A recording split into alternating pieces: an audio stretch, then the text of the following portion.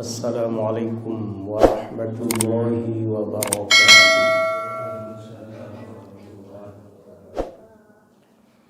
Bismillah, alhamdulillah, wassalatu wassalamu ala rasulillah Muhammad ibn Abdullah wa ala alihi wa sahbihi wa mawala. Amma ba'd. Para jamaah musalla as-salam yang sama-sama dimuliakan oleh Allah, bersyukur kepada Allah SWT karena sampai malam ini kita masih mendapat karunia Allah, fadl Allah, rahmat Allah, kasih sayang Allah, sehingga kita ditakdir oleh Allah SWT dalam keadaan sehat, sempat melaksanakan sholat isya berjamaah. Alhamdulillah.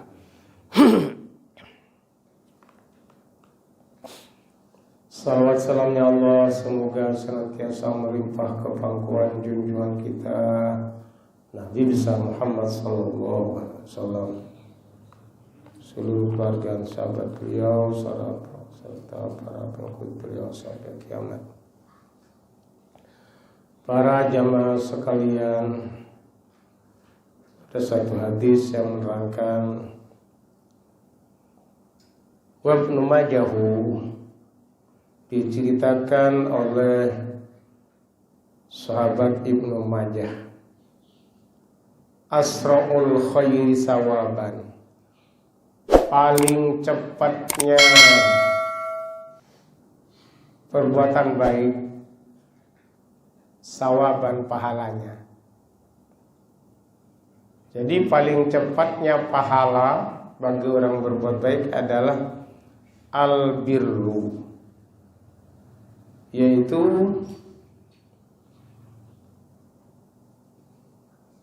memuliakan atau berbakti kepada kedua orang tua.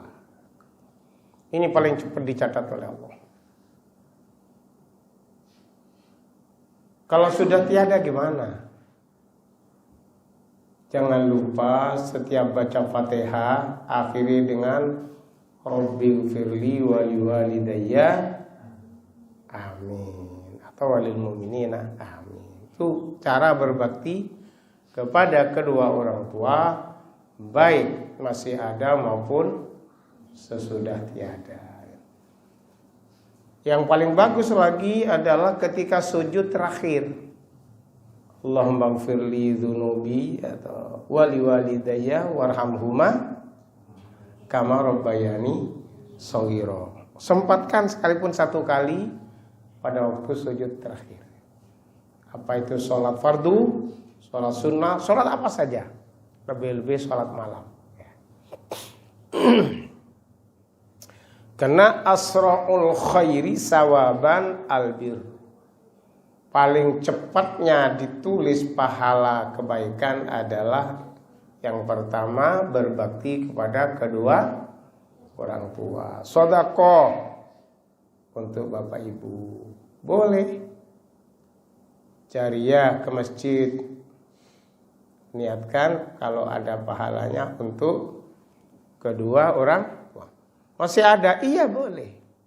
Masih ada boleh. Lebih-lebih sudah tiada. Yang kedua, wasilatur rahimi. Paling cepat pahala itu oleh Allah dicatat silaturahim. Tapi berat silaturahim. Berat. Kadang saudara sekandung belum tentu 1 bulan sekali, ya.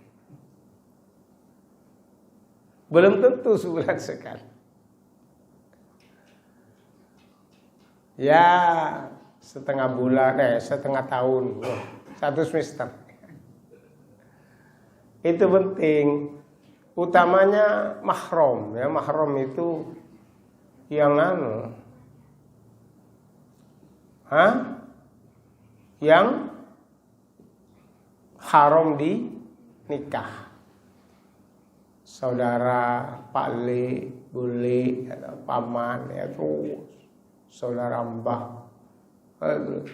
Oh sulit saudara mbah sudah, ya. Apalagi misalnya mbah, perlu dicari silaturahim. Itu paling cepatnya pahala dicatat oleh Allah. Sekarang sebaliknya, wa asra'u syarri uqubatan. Paling cepatnya dosa dicatat oleh Allah. Yang pertama al-baghyu. Al-baghyu ini ngerampas hak orang lain. Ya apa ngerampas hak orang lain? Ya punya orang lain diambil gitu lah. Itu namanya. Apa berupa harta, apa berupa tanah, ya. Banyak orang mindah tanah itu ya. Mindah batas pagar ya. Itu besok pada hari kiamat oleh Allah digali sampai batas bawah, dikalungkan. Dikalungkan. Subhanallah, naudzubillahi min dzalik. Merampas hak. Yang kedua, wa qati'atur rahmi. Dan orang yang memutus tali silaturahim.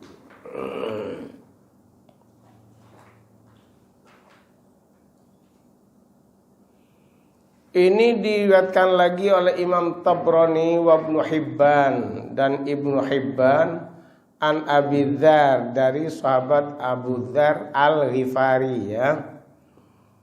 Qala jauh atau berkata siapa sahabat Abu Dzar, ausani khalili, berwasiat kepadaku khalili, kekasihku. Siapa kekasih beliau? Kekasih Abu Dzar adalah Rasulullah sallallahu alaihi wasallam.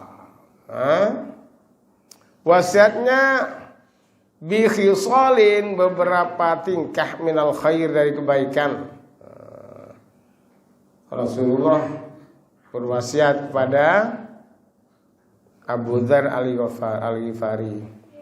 Wa ausani, dan memberi wasiat kepadaku, katanya, supaya Allah anzura ila man huwa fauqi, supaya kita tidak selalu melihat kepada orang yang lebih atas darinya dalam masalah dunia, harta. Harta itu tidak ada pinggirnya, Mang. Kalau melihat orang yang lebih kaya terus ke atas terus, tidak ada syukurnya.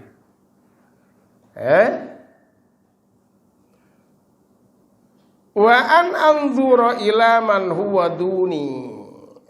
Saya diwasiati oleh Rasulullah supaya kalau masalah harta, pangkat dan sebagainya, itu keduniaan lah ya, supaya melihat pada yang lebih bawah, yang lebih rendah. Kalau kita punya mobil, lihatlah orang yang hanya punya motor. Kalau punya motor, lihatlah pada orang yang hanya mempunyai sepeda ontel. Kalau punya sepeda ontel, melihatlah pada orang yang tidak punya sepeda ontel. Berjalan. Kalau sudah bisa berjalan, melihatlah pada orang yang stroke, yang nggak bisa jalan. Jadi selalu syukur. Melihat yang duni. Melihat yang lebih bawah. Wa ausani, dan Rasulullah SAW itu berwasiat padaku bihubbil masakin, supaya senantiasa mencintai orang miskin. Ini kadang kalau saudara kita miskin tidak tahu dinyanyi. Misalnya miskin didatangi, senang orang miskin didatangi. Karena kadang orang miskin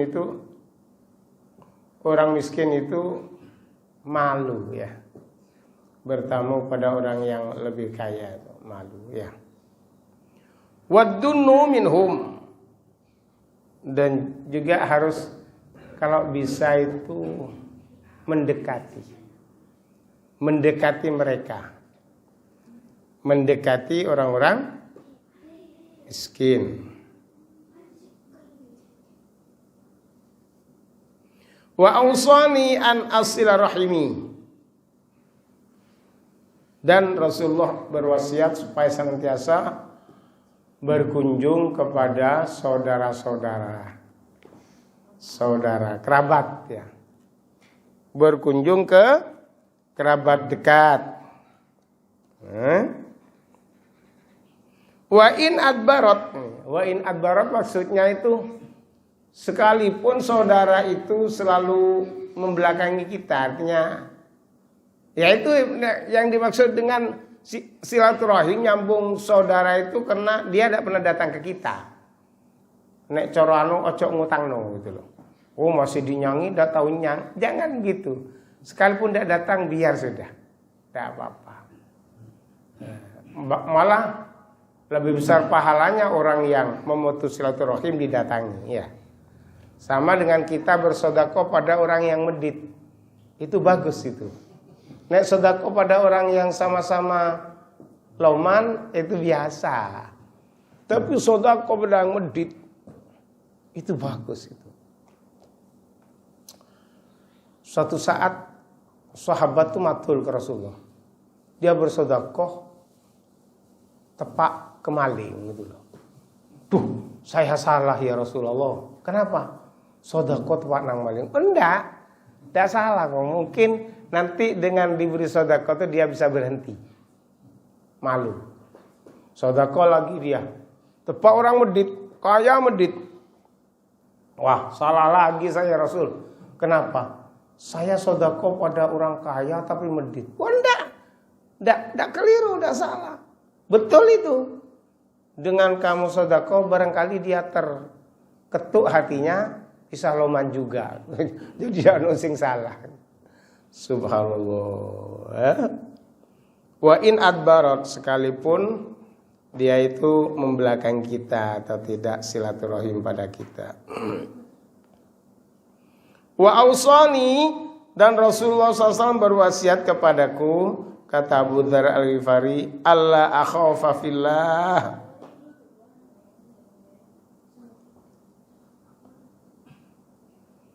supaya senantiasa mencari ridho Allah. Laumata laim, sekalipun kadang kita itu disalahkan orang, tidak apa-apa. Orang hukang macakang, biar sudah. Biasa orang tuh kalau ke masjid rajin. Ada saja itu, memang itu diperintah oleh Allah untuk menggoda. Hukang macakang masjid. Kang macakang ya apa? Ya ndak ada wong kang macakang. Kalau ndak ditakdir oleh Allah ndak bisa ke masjid, ndak bisa ke musholla ya. Wa ausani, dan Rasulullah SAW berwasiat kepadaku, kata Abu Dzar Al-Ghifari, an aqulal haq walau ala nafsi wa in kan murran, supaya senantiasa berbicara kebenaran sekalipun itu pahit ya. Sekalipun pada dirinya itu harus berbicara yang benar. Qulil haqqo walau kana murron ya. Katakan yang baik itu sekalipun itu pahit. Nah ini yang paling kita bisa amalkan dalam keadaan sehari-hari ini. Yang terakhir nih, wa ausani, dan Rasulullah SAW berwasiat kepadaku, an aksira, supaya aku memperbanyak ucapan min la haula wala quwata illa billah, la haula wala quwata illa billah, la haula wala quwata illa billah. Kenapa? Fa innaha, karena sesungguhnya la haula wala quwata illa billah itu kanzun min kunuzil jannah, merupakan gudang dari beberapa gudangnya surga. Sahabat itu matur pada Rasul, ya Rasul, rezeki saya seret. perbanyak la haula wala quwata illa billah. Ada lagi yang matur, ya Allah saya ini kok tidak pernah sehat, perbanyak la haula wala quwata illa billah. Jadi orang memperbanyak la haula wala quwata illa billah itu samping disehatkan oleh Allah, dipermudah rizkinya oleh Allah Subhanahu wa ta'ala, dan sulit digoda oleh setan. Nah, ini yang penting ya. Kalau rumah dibacakan la haula wala quwata illa billah, maka sulit anggota keluarganya digoda oleh setan. Nah, ya mudah-mudahan semuanya bisa mengamalkan ya. Salawat. Wallahu a'lam bishawab. Mari tutup dengan doa pada majelis. Subhanallah hamdihi, subhanakallah hamdika, asyhadu an la ilaha anta astaghfiruka wa atubu ilaik. Wassalamualaikum warahmatullahi wabarakatuh.